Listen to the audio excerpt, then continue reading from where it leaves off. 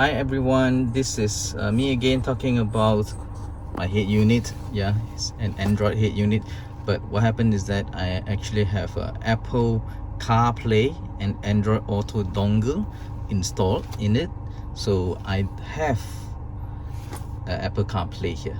So what I want to update you is that there is a new update on Apple CarPlay whereby the Waze, let me just open the Waze, is able to show on here, the main display.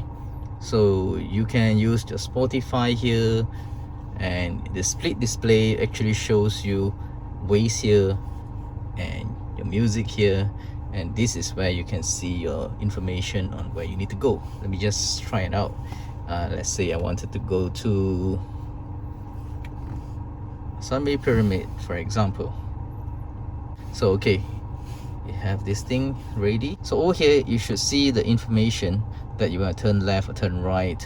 But the thing is, yeah, the main purpose of this to show you is that now you get to see a Waze here instead of just the Google Map. Before this you only have Google Map.